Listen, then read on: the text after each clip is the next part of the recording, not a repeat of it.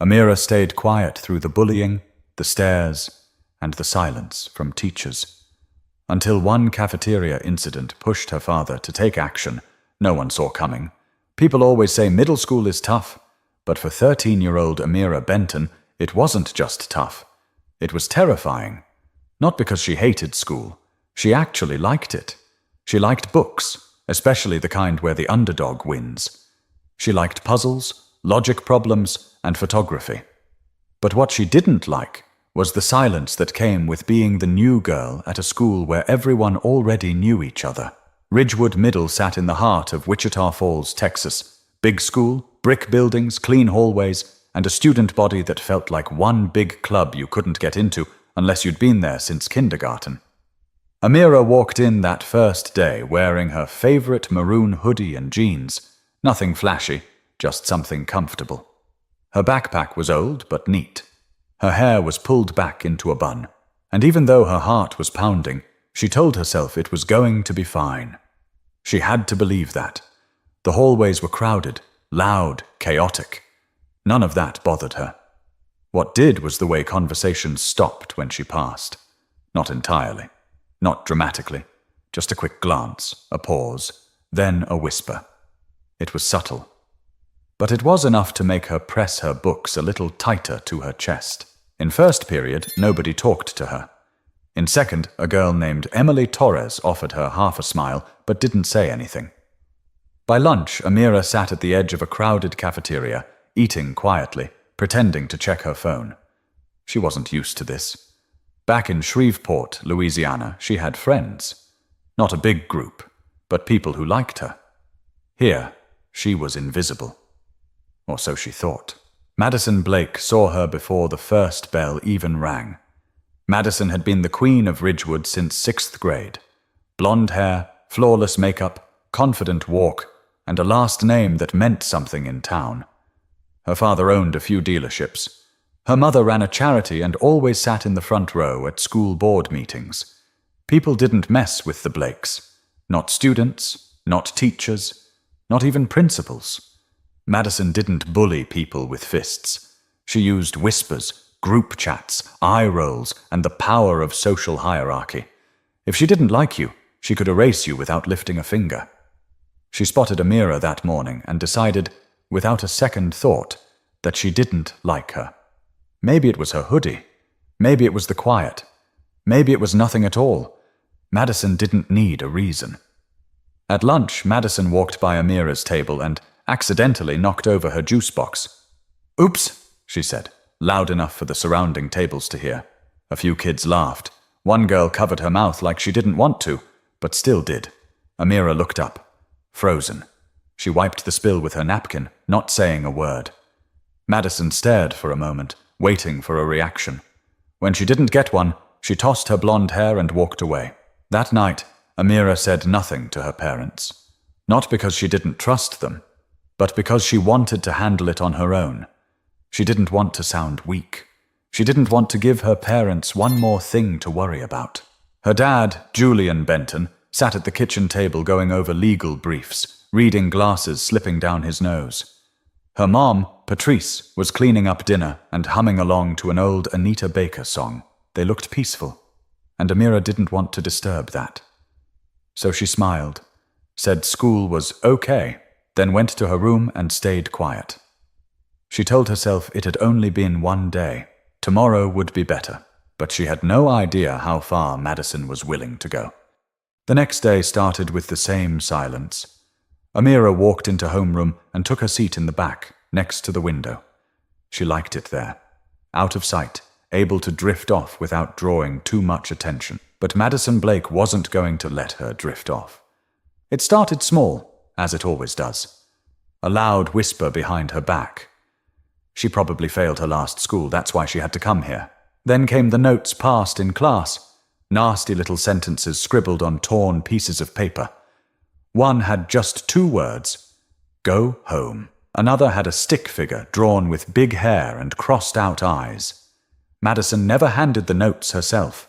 She had her friends do it. Girls like Savannah, Jenna, and Brooklyn. They laughed like they didn't mean anything by it. But Amira could feel it. This wasn't random. This was personal. By Friday, things escalated. During gym, while the class was out on the field for soccer drills, Madison accidentally kicked the ball straight into Amira's back. Hard.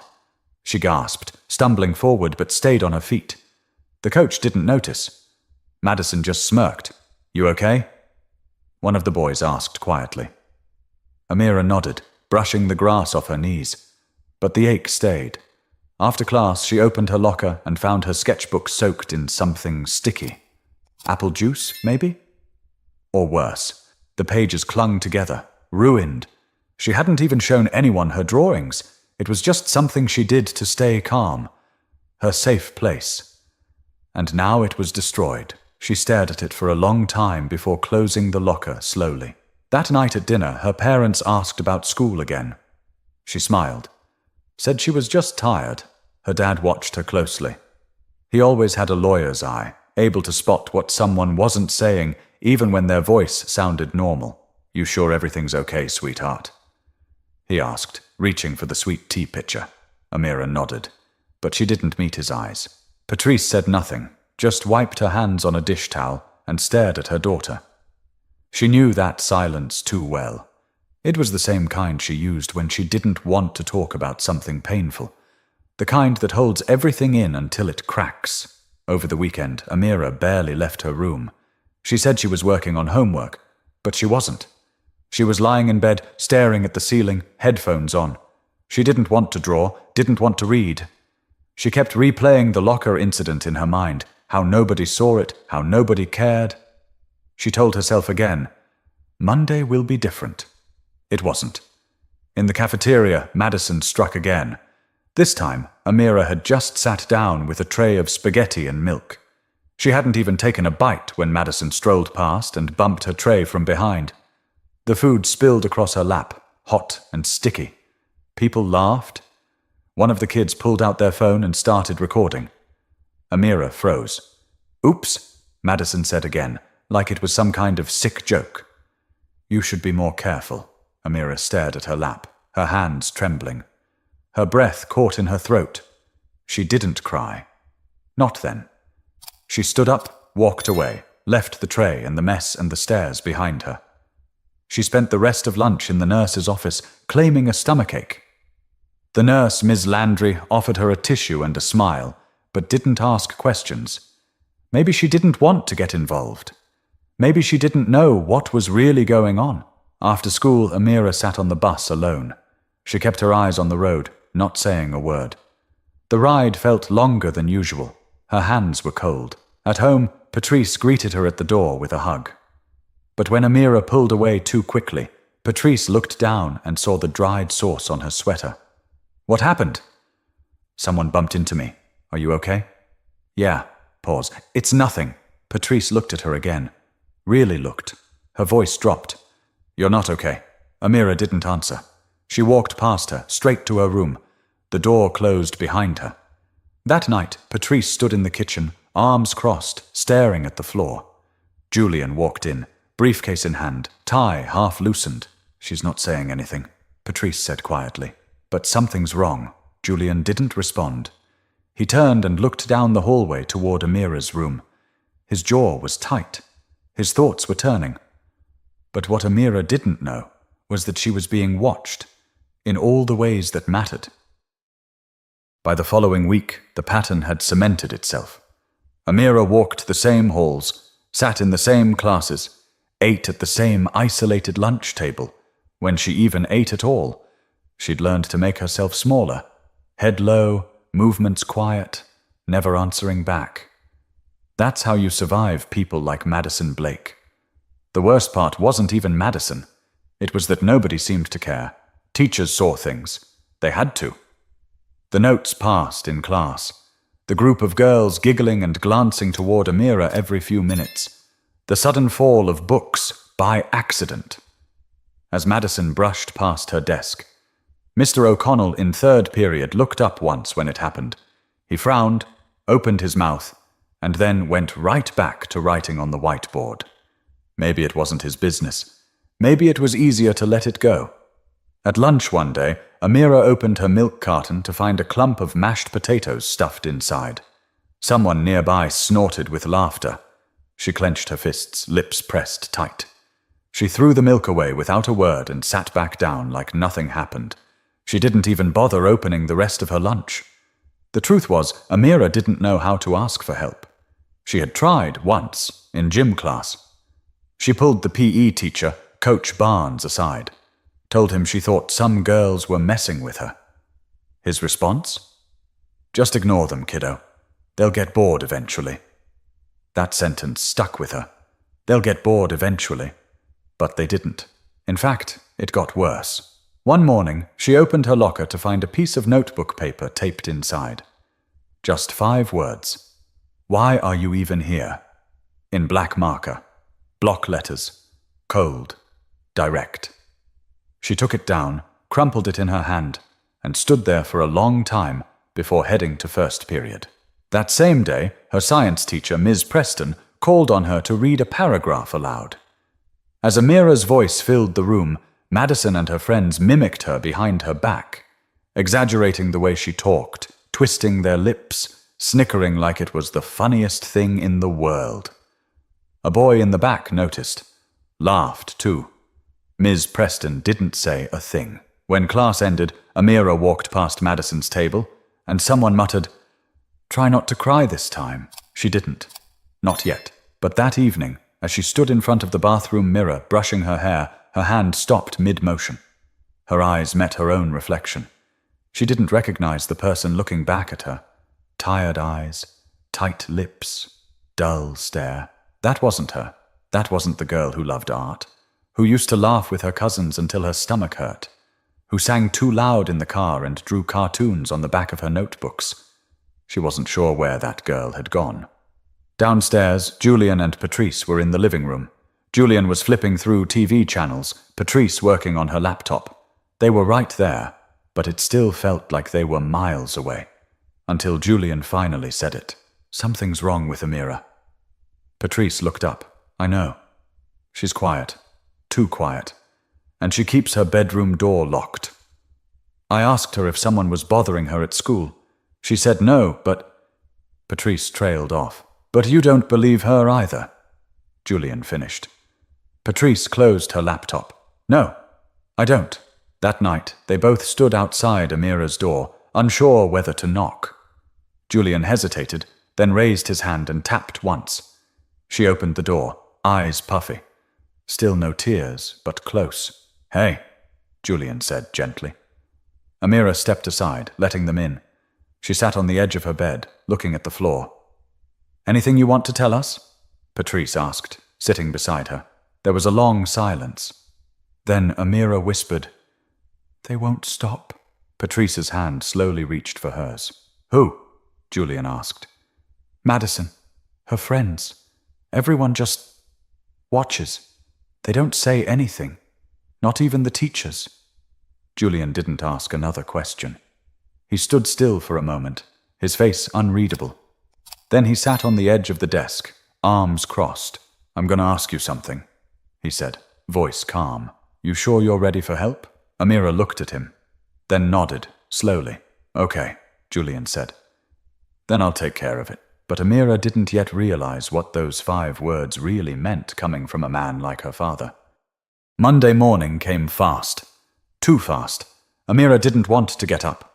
Her body was awake, but her mind was already bracing itself, like walking into a storm with no umbrella. She dragged herself through her morning routine, said goodbye to her parents with a weak smile, and boarded the bus without looking at anyone. Her headphones were in, but no music played. It was just silence, a buffer.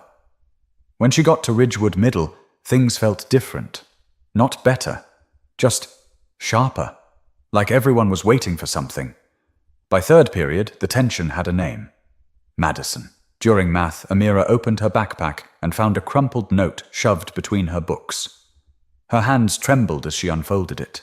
"You don't belong here. Everyone knows it." Amira didn't flinch. She just folded the note back up and slid it into her pocket. She wasn't going to give Madison the satisfaction. At lunch, she hesitated before entering the cafeteria. Her stomach churned. But skipping meant detention, and she didn't want any more attention from the office. So she stepped inside, kept her head low, and got in line. It was spaghetti again. Just like the day Madison spilled her tray. She sat down at the far end of the room, next to the window, away from the crowd. She thought maybe, just maybe, today might pass without incident. But Madison had other plans. It started with laughter. Loud, forced, echoing. Amira didn't even need to look up. She knew who it was. Then came the footsteps. Madison stood in front of her, tray in hand, friends flanking her sides like bodyguards. Savannah to the left, Jenna to the right. "Well, well," Madison said, voice loud enough for the tables nearby to hear. "Still pretending like you matter?" Amira didn't answer. "You gonna just sit there all year? Thought you'd cry by now. That's what people like you do, right?" A few students laughed. One boy even pulled out his phone again. Amira stood slowly, her eyes locked on Madison's. She didn't raise her voice. She didn't cower either. "I'm not afraid of you," she said. Madison blinked. Just for a second. A flash of surprise. Then rage. "You should be," she snapped. And without warning, she shoved Amira backward into her chair. Amira stumbled, hit the edge of the table, and her tray crashed to the floor. Gasps. A hush, then more laughter. The kind that digs into your skin. But this time, something snapped. Amira stood back up. Her fists were clenched, not to fight, but to stop herself from screaming. Her face burned, her eyes were wet, but she didn't look away. And then she said, loud and clear, "I already told my dad." Madison paused, just slightly. "So? What's he gonna do?" Amira's voice didn't waver. "He's a lawyer. A damn good one."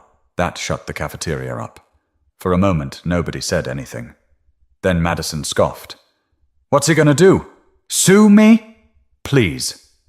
But the crack in her voice betrayed her. Amira walked out without another word. The teachers didn't stop her. Nobody did. She went straight to the office, cheeks still flushed, and asked to call home. Within 30 minutes, Julian Benton was in the front office. Calm suit, briefcase in hand, eyes sharp. He didn't ask to see the principal. He demanded it. Principal Lehman arrived within minutes, a tall man with thinning hair and a tie too tight around his neck. He smiled the way people do when they're trying to stay in control. "Mr. Benton," he began, "I understand there's been an incident."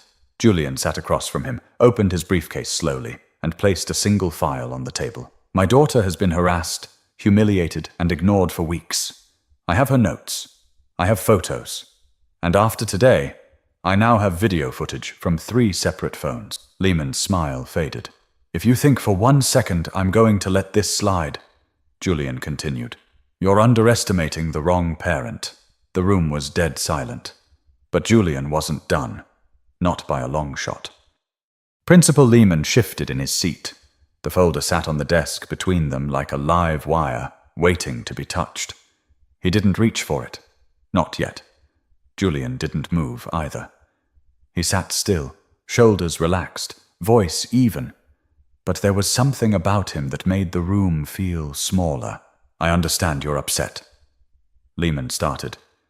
"This isn't about me being upset," Julian cut in, his tone quiet but cutting.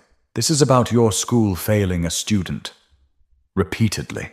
Lehman glanced at the folder again, then cleared his throat. "If something inappropriate occurred, we'll look into it." Julian leaned forward just slightly. "She was targeted, bullied, assaulted, and your staff ignored it. That's not something you look into. That's something you fix. Immediately." Lehman tried to recover. "We'll talk to the other students involved. You'll do more than talk," Julian said. "Because if you don't, the next conversation will be with the Department of Education's Office for Civil Rights." Lehman stiffened. "Surely we can come to some understanding." Julian finally opened the folder. Inside were printed screenshots of messages Amira had received through school accounts. Snide remarks. Thinly veiled threats. Photos taken without her knowledge and passed around group chats. Then there were the notes, physical evidence, the ruined sketchbook, a typed log of each incident, dated and documented. "You don't have a bullying problem," Julian said. "You have a leadership problem," Lehman finally exhaled, leaning back in his chair. "What do you want?" Julian didn't blink. "An apology. A real one. Delivered in writing. Sent to our family and logged with the district office." Lehman nodded, slowly. "I want the student responsible. Madison Blake, removed from any leadership roles immediately. No student council, no event planning, no representation." Another nod. "Tighter. And I want a formal investigation into how this school handles harassment complaints. If my daughter's experience is any indication, you have a culture that tolerates silence. That ends today." Lehman didn't argue. He couldn't. The folder had spoken for itself. Julian stood, calmly gathering his things.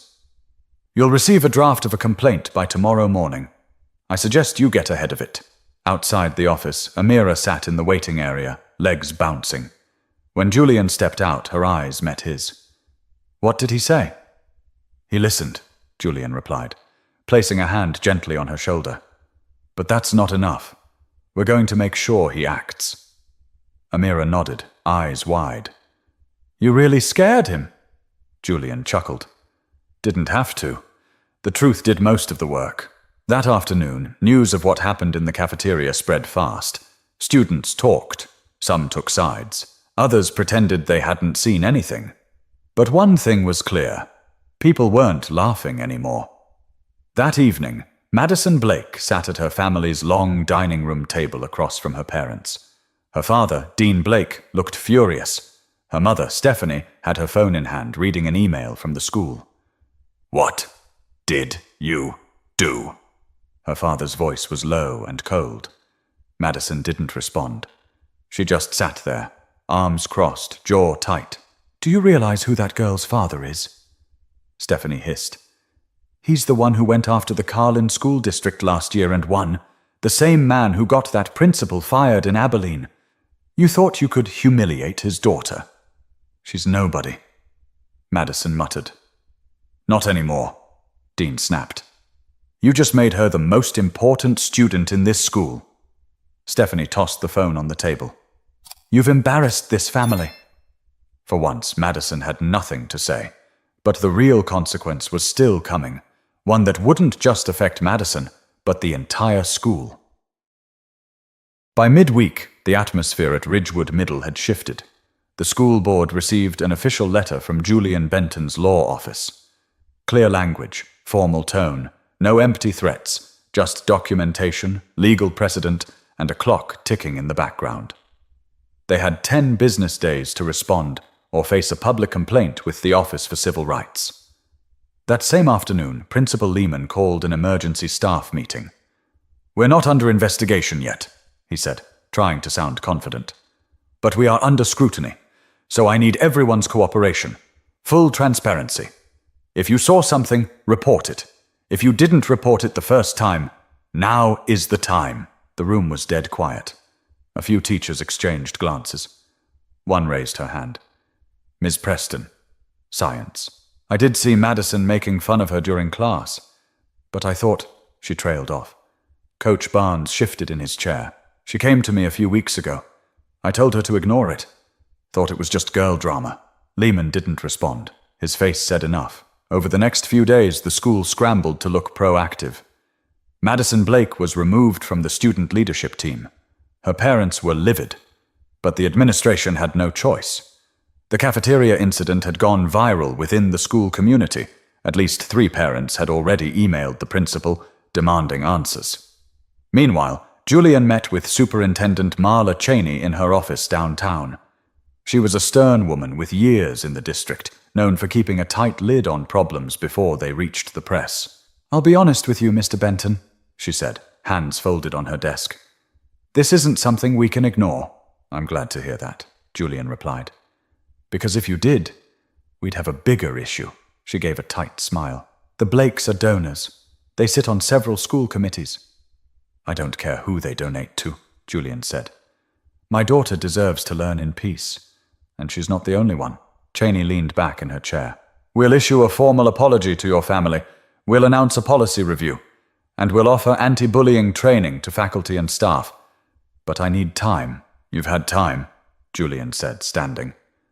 Now you have a deadline. Outside the office, Patrice waited in the car with Amira. How'd it go? She asked when Julian got in. They're rattled, he replied. Good. Amira stared out the window. What if they just fake it? Say they'll do something, but don't? Julian turned in his seat. Then we push harder. But trust me, sweetheart, they're not used to being held accountable. That's why this matters. At school, the temperature around Amira shifted. Teachers treated her differently, more attentive, more careful.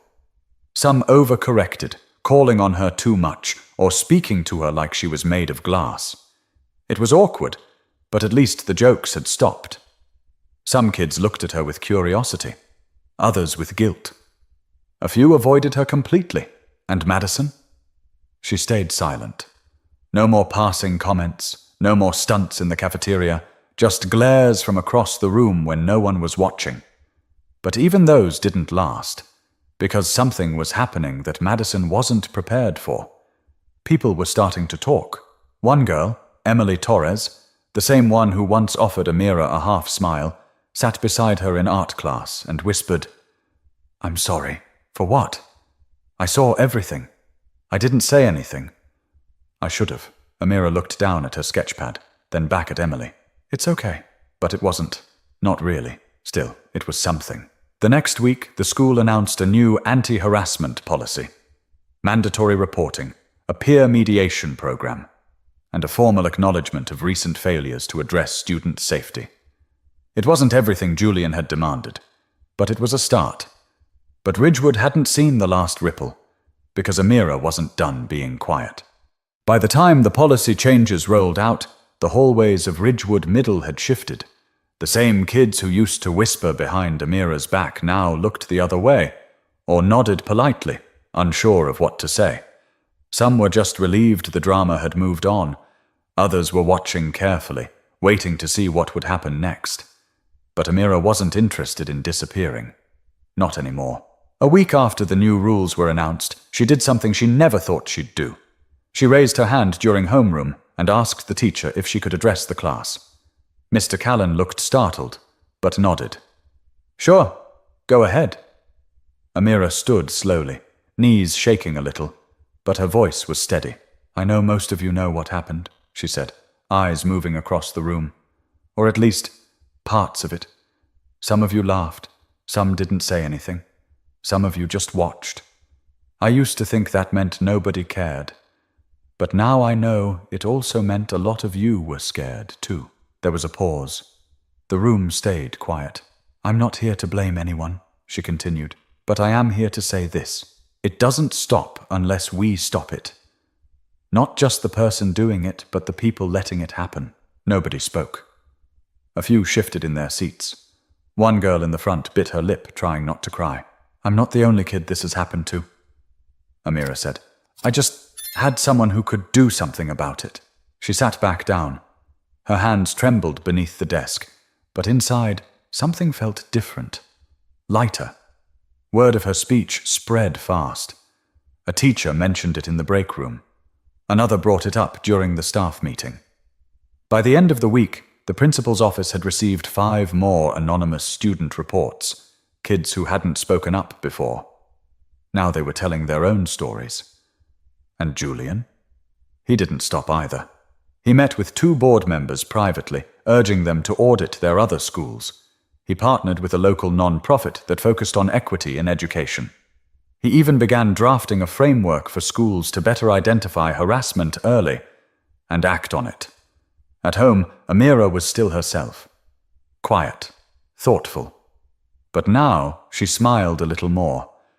She started sketching again. Laughter returned to her voice, slow and cautious, like something fragile growing back. One Friday evening, as the family sat around the dinner table, Patrice asked, You still thinking about switching schools next year? Amira stirred her mashed potatoes. I was. And now? Amira looked at her father, then back to her mom. Now I want to stay. Julian raised his glass of iced tea. Then we'll stay. But while Amira was healing, things weren't as smooth on the other side. Madison Blake faced real consequences for the first time in her life. Her mother had tried to pull strings, tried to frame it all as teen drama, but the district wasn't listening anymore. Madison was pulled from 2 extracurriculars. She lost her school trip privileges. Her phone was taken for good. And her father, already worried about his name in local press, refused to show up at the next board meeting. At school, Madison had become the person people avoided. Whispers now followed her instead of Amira. She still had friends, but fewer. They stuck close out of habit, not loyalty. One afternoon in the hallway, Madison and Amira crossed paths. Neither spoke. But Amira looked her in the eye, just long enough to say everything that needed to be said.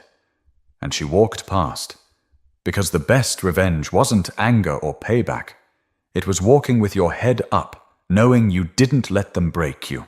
But even then, the story wasn't over. Because every choice leaves a mark, and the next one was Amira's to make.